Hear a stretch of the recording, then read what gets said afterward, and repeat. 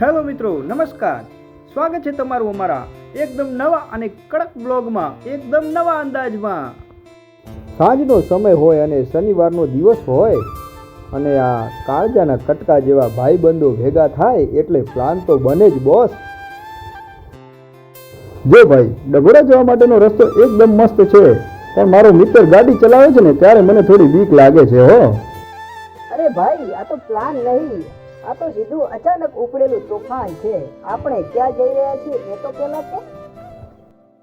એમાં મારાથી રેવાયું નહીં અને આપણે તો પાછા સાચા માણસ, એટલે મેં તો કહી દીધું, અરે ભાઈ થોડી ધીરજ રાખ, આજે શનિવારનો દિવસ છે અને આપણે જઈ રહ્યા છીએ એવા સંકટ મોચન હનુમાનજીના મંદિરે, એટલે કે ગાંધીનગરથી આશરે 15 કિલોમીટરના અંતરે આવેલું એવું ડભોડા હનુમાનજીના મંદિરે જઈ રહ્યા છીએ.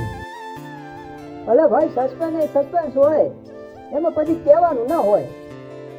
ત્યાં તો મારો એક બીજો મિત્ર પણ બોલી ઉઠ્યો, અરે બોલ ભાઈ, તું પણ શું કહે છે? તારે કંઈ પણ રહી ગયું હોય તો તું પણ કહી દે. હા ભાઈ હો, આજે તો દાદાના દર્શન પણ થશે અને રસ્તામાં ફૂલ મોજ મસ્તી પણ થશે.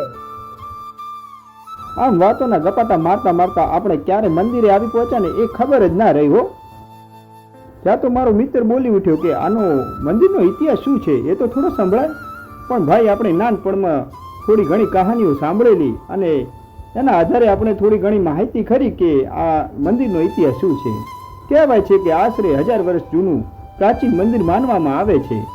અહીંયા કોઈ સાધારણ મૂર્તિ નથી, અહીંયા સ્વયંભૂ પ્રગટેલા દાદા હનુમાનજીની મૂર્તિ છે, જે ખારી નદીના કાંઠે આવેલી આ જગ્યા એટલે કે ચમત્કાર આખા ગુજરાતમાં ફેમસ હો ભાઈ. કે મેં સાંભળ્યું છે કે અલાઉદ્દીન ખિલજીના સમયમાં જ્યારે પાટણ પર આક્રમણ કર્યું ત્યારે પાટણના રાજાએ ડભોડાના ગાઢ જંગલ એટલે કે દેવગઢ જંગલમાં આશરો લીધો હતો. હા, થોડી ઘણી તો મને પણ માહિતી છે કે ગોવાળો ગાયો ચરાવતા આ જંગલમાં અને તેમની ગાયોમાં એક ટીલડી નામની ગાય હતી. તે દરરોજ એક જગ્યા પર, ચોક્કસ જગ્યા પર જઈ અને ત્યાં દૂધનો અભિષેક કરતી.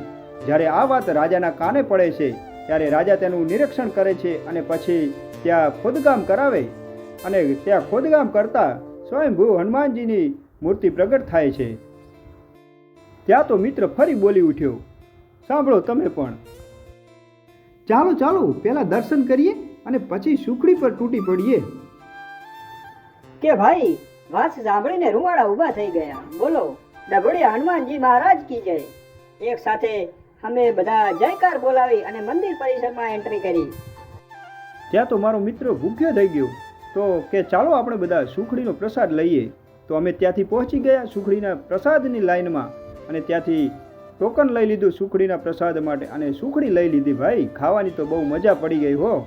મોઢામાં મૂકતા પહેલા ઓગળી જાય એવી આ ચોખ્ખા ઘીની સુખડી, પછી કાંઈ ના ઘટે હો ભાઈ, કાંઈ ના ઘટે. કેમેરામેન, આપણે એક ઝલક કેમેરાની પ્રસાદ દર ઉપર કરીએ તો જુઓ ભાઈ, અહીંયા વિશ્વ પ્રસિદ્ધ એવી શુદ્ધ ઘીમાં બનેલી આ સુખડી.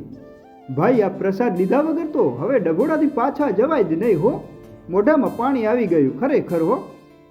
ત્યાં તો મિત્ર ફરીથી બોલી ઉઠ્યો, લે ભાઈબંધ, આ વાત તો કહેવાની સાવ રહી ગઈ હો. કારણ કે અહીંયા કાળી ચૌદશના દિવસે આખા દેશમાં કદાચ આ એક એવું મંદિર હશે કે જ્યાં એક એવું સ્થાન હશે કે જ્યાં કાળી ચૌદશની રાત્રે દાદાનો વિશેષ આરતી થાય છે અને ભવ્ય મેળો ભરાય છે હો. અને અહીંયા હજારો લીટર તેલનો દાદાને અભિષેક કરવામાં આવે છે. લ્યો, એક વાત કહેવાની તો સાવ રહી જ ગઈ. મારા ભાઈબંધો પણ કઈ સૂઝવા જેમ જ નથી